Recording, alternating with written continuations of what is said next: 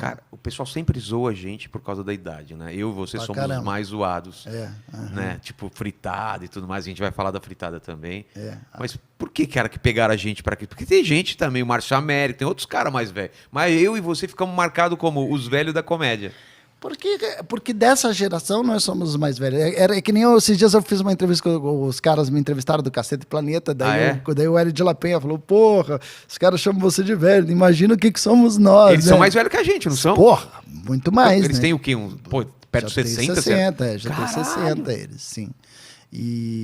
Cara, eu tô aí que tá, era isso que eu queria te falar. Tipo assim, esse negócio de comédia é muito doido, cara. Porque, tipo assim, que nem eu falei assim, pô, foi uma época muito importante pra mim, que eu passei essa colinha, eu trabalhei pra caralho, trabalhei anos lotando teatro, blá, blá, blá. Hoje eu não tenho mais todo esse público, eu sei Tem, disso, claro que mas tem, eu tenho a velho. vontade de fazer igual. Então, o que acontece é o seguinte, eu falo assim, tipo... Eu não me conformo com isso, cara. Você tem o mesmo tesão que você tem. Não, Você não exato, mas é isso que eu tava falando. Você tá com a gente na noite de teste, você tá que nem a gente, cara. Mas o E que você tá fazendo isso há o que eu quantos falo é o anos? seguinte, foi importante pra mim, vamos dizer assim, financeiramente, tudo o que aconteceu. Eu tenho um sítio em Curitiba, tem piscina. Sítio Em Colombo. Ah, em Quanto que eu aproveito esse sítio? Nada. Nada. Sabe que eu gosto de estar no Minhoca? Exato. Eu tava lá ontem, Testando, fazendo coisa nova. no Minhoca, cara. Que Eu fui o louco. último da noite, cheguei atrasado, o Chico ficou enrolando pra eu entrar. Foi do caralho, cara. Eu fiz um texto novo. Cara, quanto vale isso? Tipo, Não, você não foi lá pelo dinheiro, velho. me dá aquelas borbulhinhas É. que eu chamo de amor, né? É. O que é isso? Não, quando a gente tá lá no Nathan também, que a gente tá tenso, tipo, vamos entrar, não vai. No Beverly também, que você tá fazendo com a gente lá, cara. Eu admiro isso. Você foi o único dessa geração que não parou em momento nenhum, né? Não, Das acho que antigas. teve muito mais Não. gente que não parou. Assim. Quem? Tem bastante gente. Não, acabou. O Cláudio Torres não parou. Parou, a galera velho. parou. Não, tá parado agora. O Torres não tá. Tô falando atuante, sabe? Tá fazendo show pra caramba em todo quanto é canto. Mas quem sabe seja assim, tipo... O Oscar a cena deu uma parada também. E pra quem não mora no... Que Em nem São ele, que Paulo, mora no Rio, é mais difícil. Porque O não Oscar tem até tanta falou cena. isso, falou, Vilela, eu nunca parei. Aí eu me dei conta que ele nunca parou, só que ele fazia só o solo dele. Entendi. E você nunca parou de girar com a galera fazendo elenco também. Por isso que a gente sentia você mais Esses dias próximo. eu tava falando com o Afonso Padilha, ele falou, pô, não sei se a gente fica criando texto novo, porque a gente precisa criar texto novo, porque a gente não lembra mais dos velhos. No meu caso é que eu não aguento mais os velhos. A gente cansa. Cansa, né, cara? velho. Porque É muito pro doido público isso. é a primeira vez que você tá fazendo. Mas pra você, depois de 4, 5 meses, 6 meses, chega, cara. Mas é comum você ser julgado e criticado. Às vezes o cara coloca lá no meu YouTube assim, esse cara teve graça em 2007. Ah, é óbvio, você tá fazendo É desde... claro que eu tinha graça em 2007, eu não tinha concorrência. Imagina a minha situação. cara. Quem eram os caras que eram os meus concorrentes? Era o Rafinha Bastos. Não, mas quando você era começou, o... tinha concorrente? Não, nessa Você foi- época nem o Rafinha eu conhecia, nem o Danilo. Mas quem foi o primeiro? Dá pra saber isso? De stand-up? É. Eu acho que foi o Fernando Ceilão que começou É a fazer mesmo? antes, assim. Ele não fazia tinha um essa texto do informação, Bob's não. do McDonald's e Caramba, tal, que eu me cara. lembro. Que ano Aí isso? logo já teve o Cláudio Torres, e o Bruno Mota. O Bruno Mota Bruno Mota lá no em festival BH. por exemplo, no festival do Multishow, em 2000 Você participou desse festival? Em 97. 97. Tá, 97. Tá? 97, o Festival do Multishow.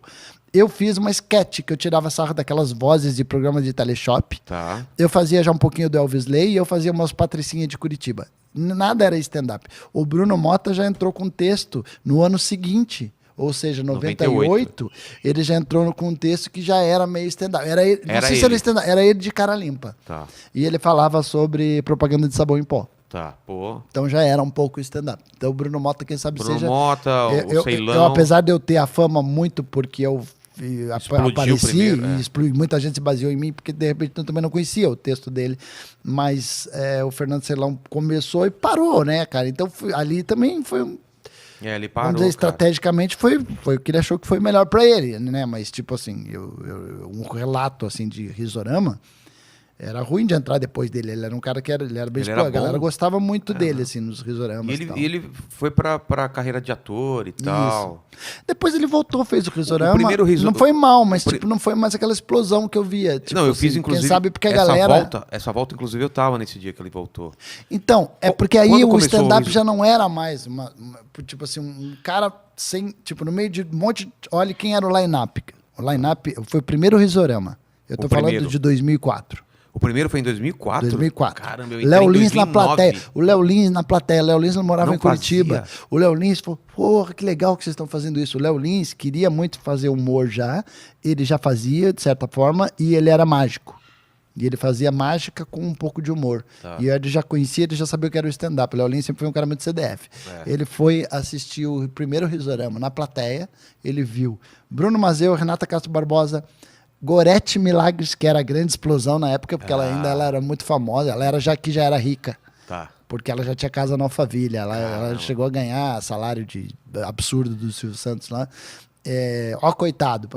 Coitado. A Gorete Milagres, né? Caramba. Nani, acho que aí foi o grande acerto do Risorama escolher. Isso eu devo muito ao Marcelo Médici também, que me aconselhou. O Marcelo Médici também estava no elenco. E a Nani People, cara, foi a nossa mestre cerimônia. Quem que podia ser o mestre cerimônia? Eu não queria ser, eu falei. Eu não queria ser, acho muita resposta o seu mestre cerimônia. Aí ele falou, pô, se fosse a Nani People. Aí a gente, cara, a Nani People ficou 11 anos nossa mestre cerimônia no Risorama. É verdade, cara. E foi o grande diferencial, né? Pô, ela era drag. Ela não tinha silicone ainda. E a sua interação, ela já ela fazia era um texto? humano. Ela não tinha silicone, os peitão? Não tinha o peitão, não tinha nada do que faz ela muito mais mulher hoje, assim. Entendi. Né? Caramba, velho. E ela já mandava bem logo do começo? Pra caralho. Nani People inteligentíssima. Sempre plateia na mão, sempre foi, sempre arrebentou. E o Risorama, desde o primeiro, foi sucesso. Assim, ele foi crescendo. Ele Não, começou pequeno? Não, começou totalmente despretensioso. O primeiro Risorama era muito cortesia, amigo, família. Mas já foi dentro do festival de teatro de Curitiba? Ou não? Já. A ideia era a seguinte, eu já tinha uma noite em Curitiba numa casa chamada Era Só o que Faltava, que era toda terça. Por que era terça? Vou te explicar. Não é que era uma imitação da Terça Insana, mas é que o cara dono da casa falou, eu tenho quarta e terça pra te dar. O resto da casa era bombada. Quarta futebol. E a melhor noite dele era a segunda, que era a segunda que eu gosto, com uma banda chamada Black Maria, lá de Curitiba. Tá. Aí o que aconteceu? Tinha terça e quarta. Eu sabia da Terça Insana. Eu sabia que estava dando certo a terça aqui. Mas não era uma informação que eu tinha, o dono da casa não. Quarta era futebol, é bem isso. Sempre a gente tem esse problema com futebol.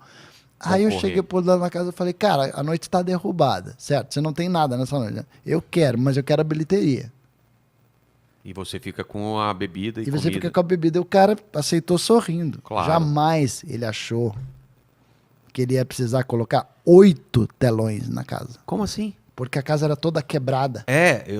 Você entrava e tal. Isso, aí tinha um lugar aqui, tinha um lugar que ficava o pessoal de fora. Chegou uma época que precisou colocar um telão aqui, um aqui, pra gente colocar... tinha um caixote. Pra gente colocar 400 pessoas na casa. 400 pessoas? 400 numa pessoas. Terça-feira? Numa terça-feira, o show era às 10, as pessoas chegavam às 5:30 da tarde pra pegar a mesa. Caralho, velho. Isso ficou assim, cara, durante 7 anos. E quem fazia contigo nessa época?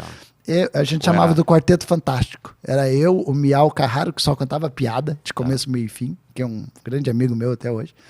O Fábio Silvestre, que eu garimpei esse cara. Fui lá no Teatro do Fiane, lá no Lala Schneider, que foi o teatro que Bruna Luiz começou, Kéfera começou, Alexandre Nero começou. Fui lá no Teatro do João Luiz Fiane, vi uma peça chamada O Bêbado. Eu vi uma notinha uma vez, O Bêbado. Quem é esse cara que faz comédia, O Bêbado? Fui lá assistir a peça, achei ele genial.